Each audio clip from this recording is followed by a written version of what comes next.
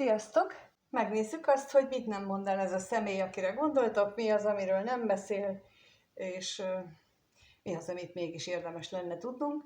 Ahogy szoktam, 3 különböző kártyával csinálom, 2 taró és egy ki nem mondott szerelmes érzések kártyája, úgyhogy hozzá is kezdünk, és megnézzük, hogy mit tudhatunk meg erről. Hogy mit nem mond el ez a személy, akire a néző gondol. 3 kérek mindegyikből. Mit nem mond el? Miről nem beszél? Mit nem mond el?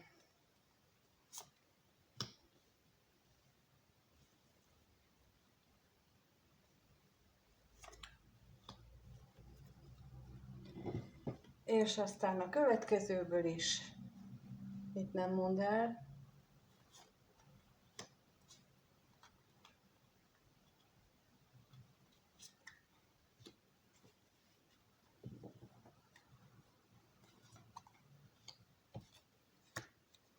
És a harmadikból pedig arról kérdeznénk, hogy mit mondana, ha mégis beszélne valamit. Ha mégis mondana, akkor mit mondana? Mi az, amit mégis mondana?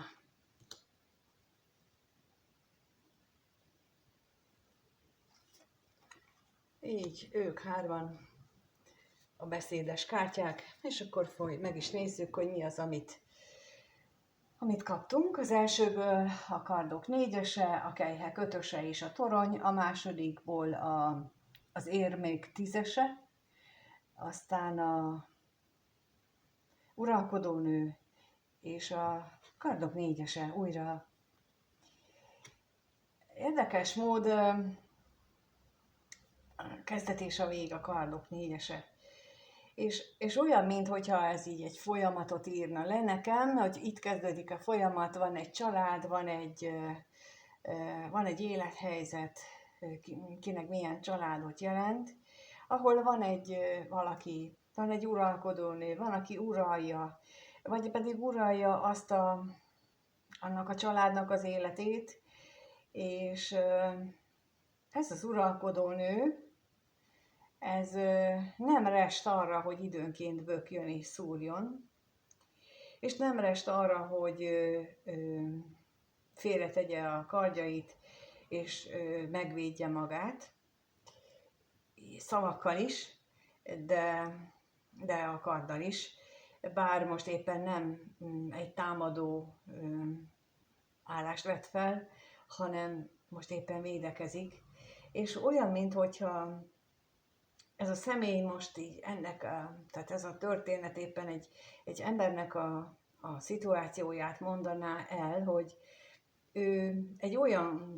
családban, egy olyan körülmények között van, ahol van egy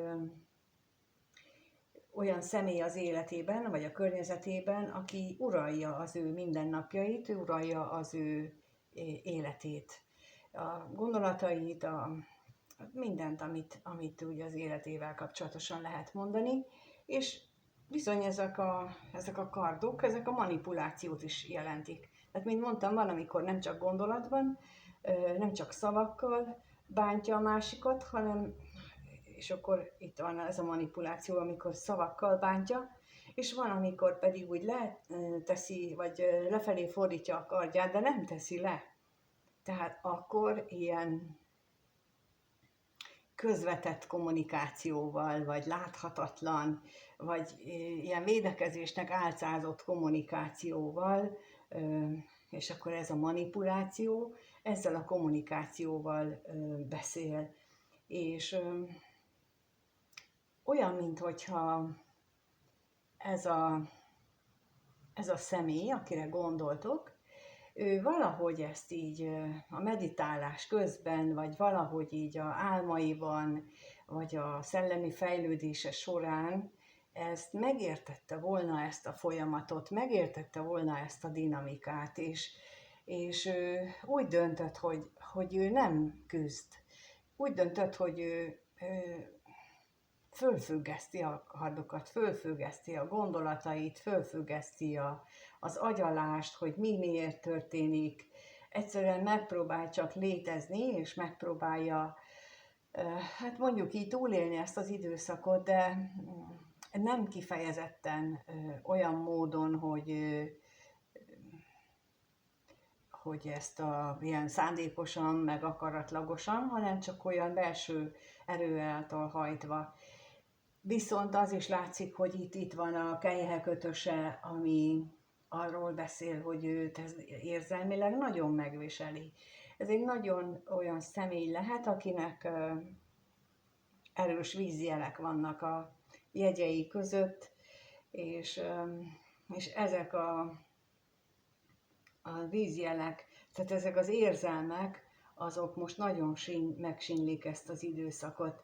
Nagyon megsínlik azt, hogy ő most ébred rá, hogy ő például erre a történetre, amit itt elmondtam, hogy ő ezt élte mondjuk éveken, évtizedeken keresztül, és most rájött azt, hogy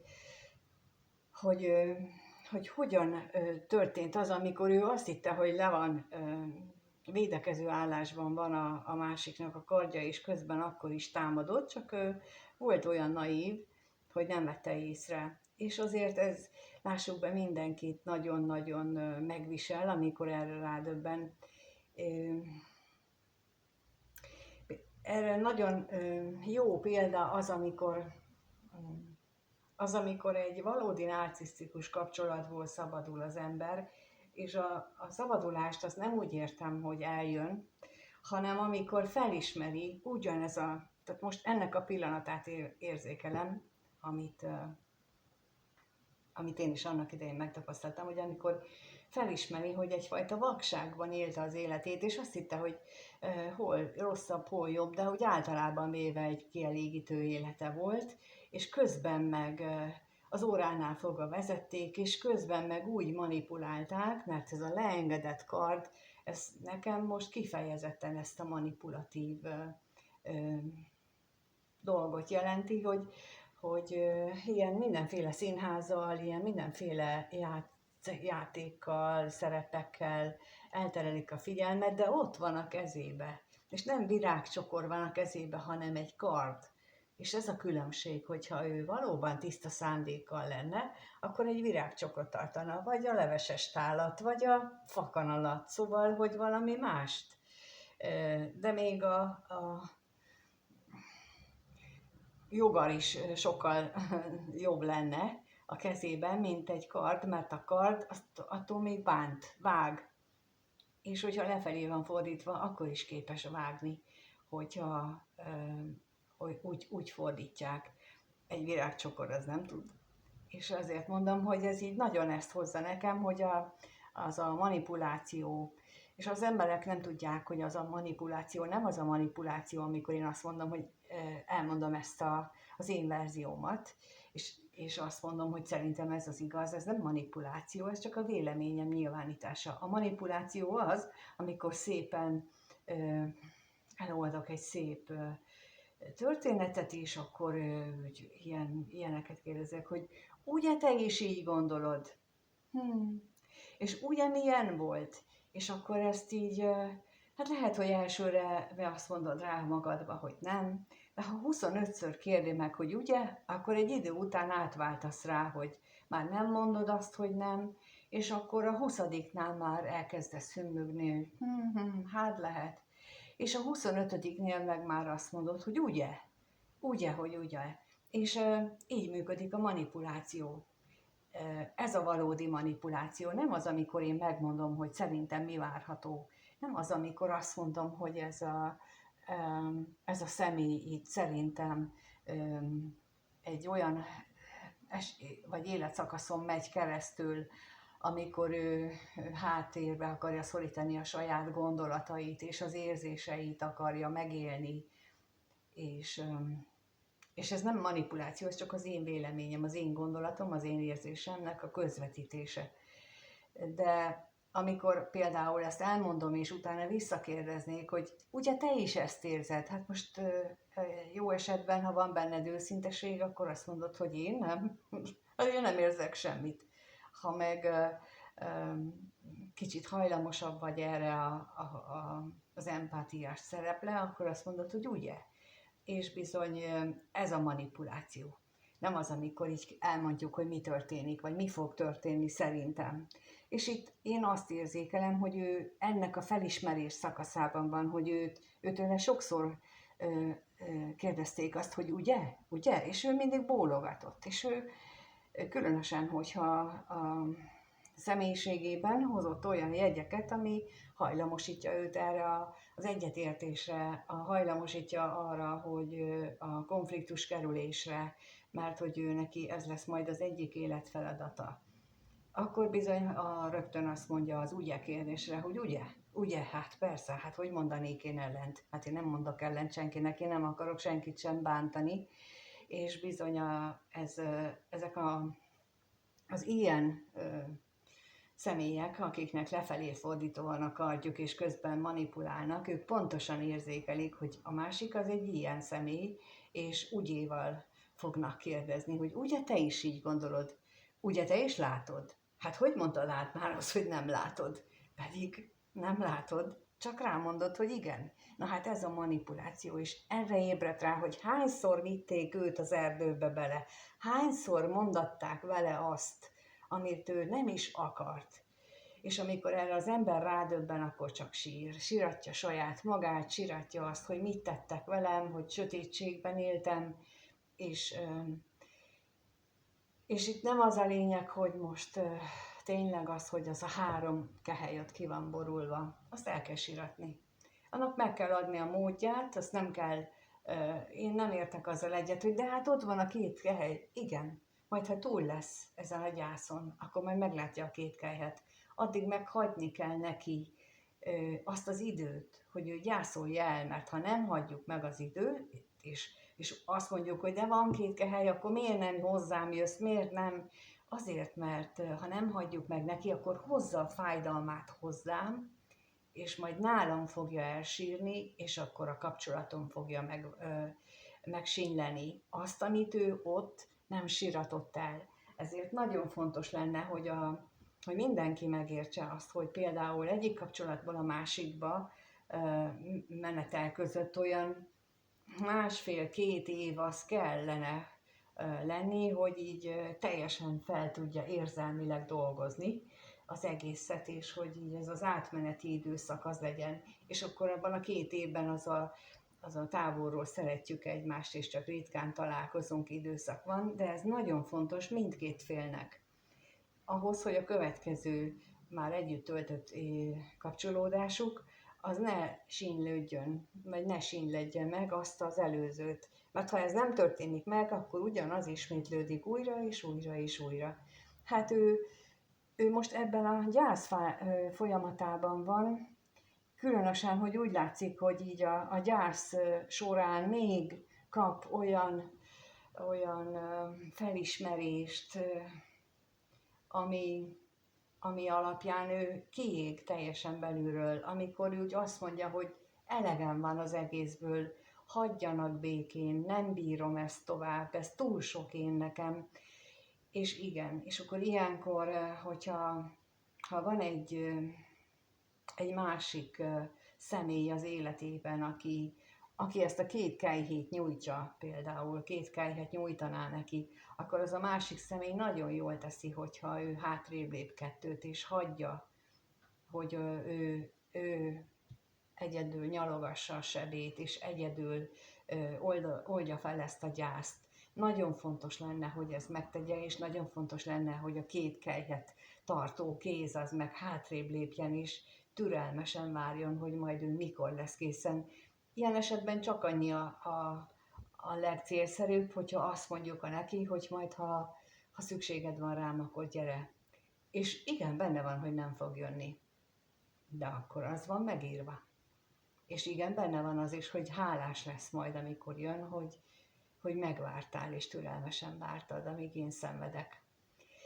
És ez a legnehezebb mindkettőnek. Neki ezt végig szenvedni, aki megvár rá, annak meg türelmesen várni. Hát a türelmes várakozáshoz csak annyit, hogy olyankor meg lehet tenni, hogy akkor mindenki saját magán dolgozik, és elkezdi kikeresgetni ezeket a sötét dolgokat, az mindenki a saját életében, mert mindenkinek van, kivétel nélkül, és akkor így, amire ő ezt az egész katyvaszt itt feldolgozza magában, amikor kilép ebből a súlyos sötétségből, akkor már egy még napfényesebb személyiséggel találkozik, aki várja őt a két kelyhével. Ez a jelenlegi folyamat, amin ő átmegy.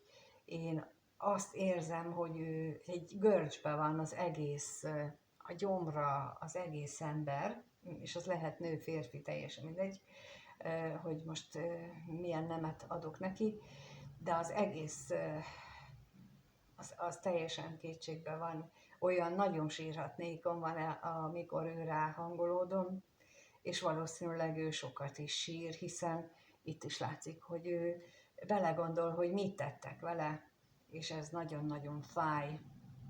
No, és akkor megnézzük, hogy egyébként akkor most mit üzenne, hogyha mégis üzenne valamit, akkor mi az, amit elmondana.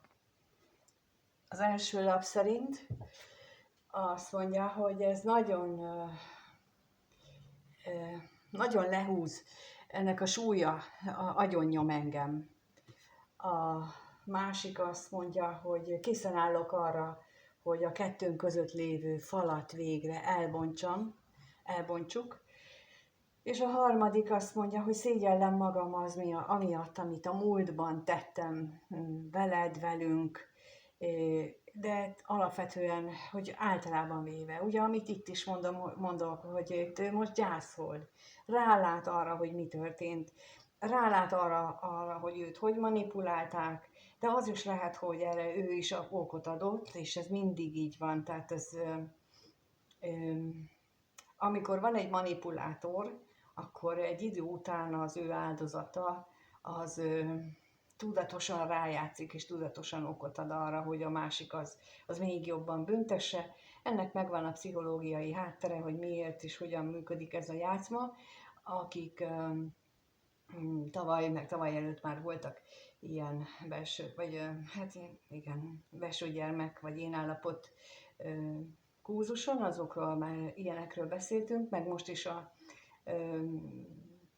szó volt erről, szó van erről több helyen, és például ezeket az eszközöket, a mindfulness eszközöket és ezeket a pszichológiai megállapításokat is vegyítem az asztrológiával, ezen az Orion csillagda önmegértési asztrológiában. Én itt nem az asztrológiát helyezem az első helyre, hanem fordítva az asztrológiát, mint eszközt használom arra, hogy megértsük a saját működésünket, és feloldjuk a saját belső blokkjainkat. És nekem az a véleményem, hogy nem lehet a mi hatékony vagy hathatós és nehéz közreműködésünk nélkül feloldani, illetve úgy lehet, hogy 1325 ilyen könnyű feloldást kell csinálni, még egy önmunkával, egy ilyen mély önmunkával, meg egy lépést. Tehát, hogy körülbelül ilyen arányok vannak, hogy lehet. Tehát vannak más módszerek, vannak más eszközök, amelyek hatékonynak tűnnek, és valóban hatékonyak is, de egy kicsivel nehezebb módon azzal sokkal nagyobb eredményt lehet elérni. Én ennek a utóbbinak a híve vagyok, én nem szórakozok ott a éveket ilyenekkel, hanem azt mondom, hogy lehet ez gyorsabban, hatékonyabban, akkor csináljuk úgy. Kicsit jobban fáj, igen, de hamarabb is túl lendülök rajta. És itt kapcsolódik ehhez a személyhez is, amit mondtam, hogy ő most egyszerre éri meg a fizikai fájdalmat, a lelki fájdalmat, mert hogy belülről kiég, tehát ő is valamilyen nagy katartikus élményen megy keresztül, és én magam is ezt az energiát képviselem, és erről szól például az, ami indul szeptemberben, és köszönöm, hogy itt voltatok és megnéztétek ezt a videót, és remélhetőleg ezek a videók által talán betekintést tudok adni abba, hogy milyen csodaszép a világ, amit a Teremtő létrehozott, és ahhoz az életünket is. Tehát, hogy nem csak annyiból áll az életünk, hogy megszületünk, meghalunk, aztán vége van, de hogy gyönyörű a közte lévő dolgok, és ahogyan én látom azt, ahogy össze van rakva, hát úgy meg egyszerűen lenyűgöző és mérhetetlen alázatot élek meg általa minden pillanatban, amikor erre így tudatosan rátekintek. Hát én ezt szeretném veletek megosztani a videókban, úgyhogy köszönöm, hogy itt vagytok, és meghallgatjátok, és megnézitek, és köszönöm a kommenteket, a lájkot, a feliratkozást, ha még nem vagytok feliratkozva, és hogyha kíváncsiak vagytok erre az önmegértési asztrológiára, akkor szeptember 3-ai élő webinárra még fel tudtok iratkozni. A leírásban ott van a regisztrációs kérdőív, kitöltés, mindegy, az is hozzátartozik, mert még mindig tudok általa többet módosítani, meg javítani, úgyhogy mindenkit szeretettel várok, és amíg valahogy nem találkozunk, addig mindenkinek minden jót kívánok. Sziasztok!